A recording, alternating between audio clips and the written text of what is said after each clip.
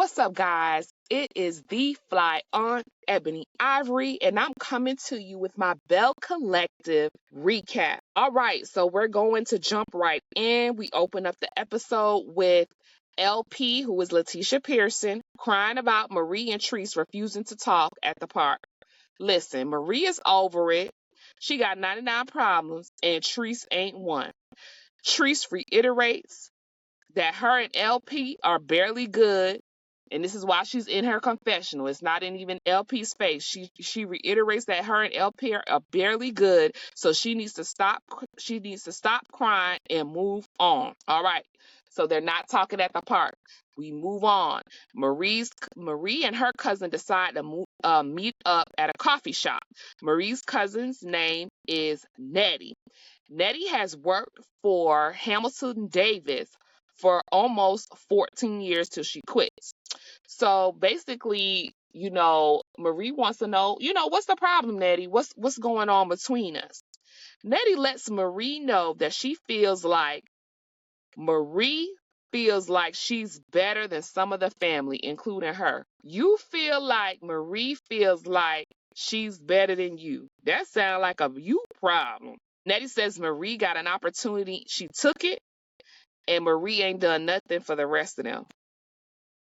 You worked for Marie for almost 14 years. So she didn't do anything for you? To me, you sound bumbleclot ungrateful. That's just what it gives.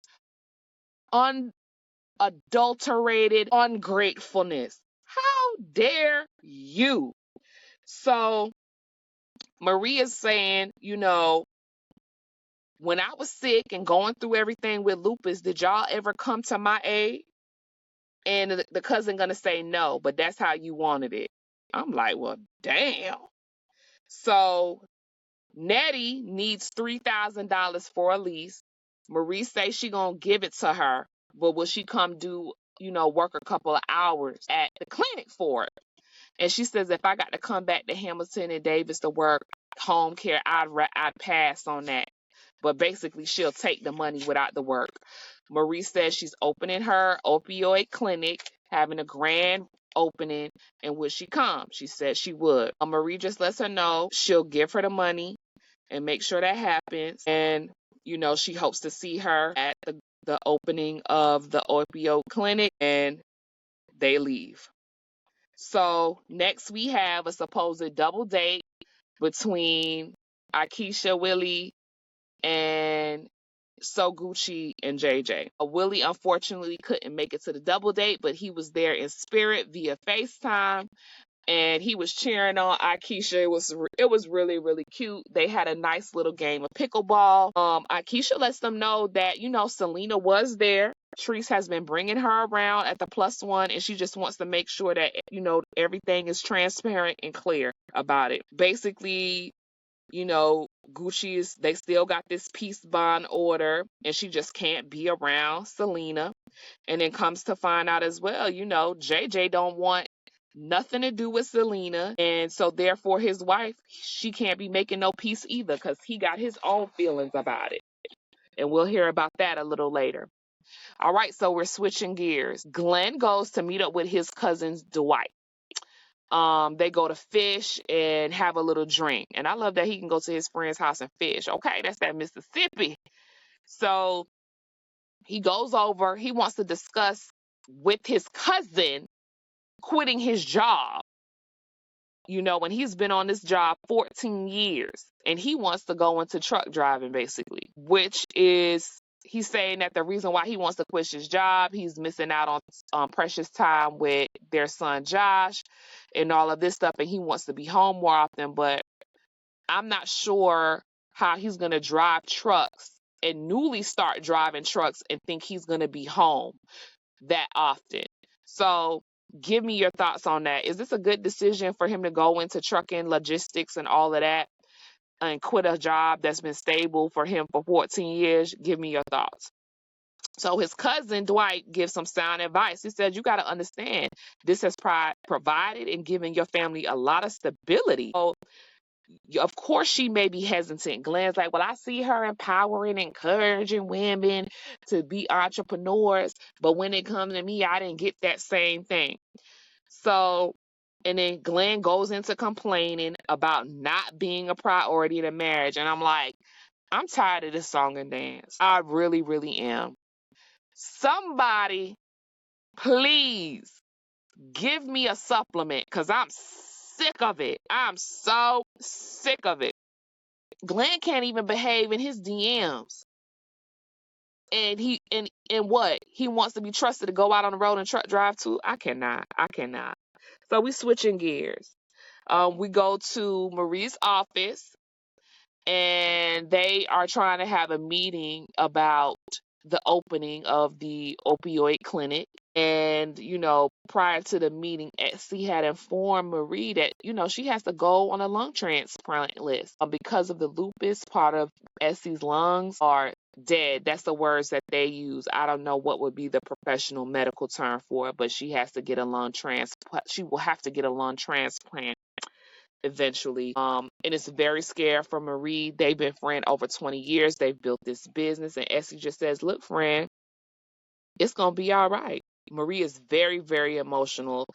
And I don't blame her. Her and Essie have a very close friendship. LP pulls up to the office. She notices the very somber mood. And Essie tells her basically what's going on. And, Tisha offers her support and encouragement, which I thought was nice.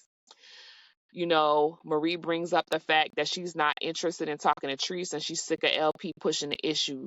The door is closed. Marie says it's all gone too far. And she says that Trice is a rattlesnake, and that's just what it is for them. And this is my thing. Neither one of them want to move forward. So how the hell can you have a collective? How the hell can you how the hell can you have a collective? And I think Letitia Pearson understands that better than anybody. This is just this goes so much deeper. This is the moving forward of the show. And I don't think them two wackadoos get it. All right, so now we at Gucci house. Gucci is a trainer. She has her friend Kim come over and work out. So they bring up Selena. Gucci says everybody's calling for Gucci to be the bigger person and go to Selena with all of this stuff. And Gucci pivots the combos and wants to discuss her daughter's mental health. Gucci is overwhelmed with a lot of different things and she needs to refocus on herself. And I would agree. Sometimes you can't force people to get along. You just really can't. You got a peace bond, no contact order, all this stuff. If you got to go that far because you don't want to deal with somebody, then you just don't want to deal with them and you just want them out your life. But it complicates things because this is your husband's children's mother. Then the children are caught in the middle and they don't want to talk to the wife and all of that stuff. So this is very muddy waters. Dr. Francis, where are you? They need Dr. Francis for this one. It would be good if they had Dr. Francis. And if you know Dr. Francis from Love and Marriage Huntsville, I think he would be able to help them. They need some counseling. They need a mediator so that they can get the ball rolling. They need to come together as a family. Selena don't need to be involved in it, and neither does Gucci. This is just strictly about JJ and his girls. All right. So we are off to the opening of the opioid clinic. We have Marie, Gucci, and LP driving in a van to Meridian, the newest clinic's ribbon cutting. LP asks if any of Marie's cousins are coming. None of the cousins showed up. I mean, it was 2 hours away, but Marie arrives. They have a few people there. They give a really nice speech. At the ribbon cutting, she gives a tour to the ladies of the facility. We also get to meet Marie's dad and brother. And remember, Marie's dad is the one that raised her, during her mom's addiction. So we get to meet the man that raised Marie, and he's a really handsome guy. Her brother is really handsome as well, super tall, just a nice looking family. And the way that he loved her and hugged on her, you could tell that, definitely a daddy's girl. Watching them interact made a Gucci very emotional and Tisha as well. And Gucci was like, she got to do something to help fix what's going on between JJ and his girls. And hey guys, please like, subscribe, share, and comment. I love to engage with you guys. So again, and turn on those notifications so you're notified when another recap drops. All right. So we move on from that. We got LP taking Glenn out to some land. Letitia wants to build a house on some land and purchase the land. Purchase the land to build this new home. Glenn immediately shuts it down because we all know Glenn wants to quit his job. So he's really not trying to take on any more debt until he gets himself situated in his new entrepreneurship lifestyle. And then, basically he hadn't told Letitia what his plans was. And he was like, well, I'll just buy it then. We ain't got to worry about it. Glenn is like, we got to be on the same page and be on the same accord, which I agree with that for sure. So, but he's still not telling her why he don't want to buy it and why he want to wait.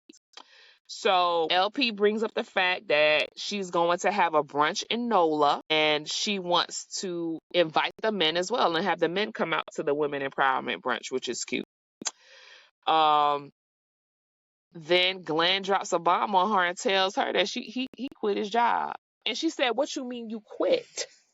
You thinking about quitting or you quit? So he's already quit his job and LP gets emotional. She's like, what about the insurance? What about me and Joshy? Then she divulges that something came up in her mammogram and she has to have a follow-up and now there ain't no insurance. And Glenn is shocked. LP is reeling and it's just all too much. And that's how the episode ends.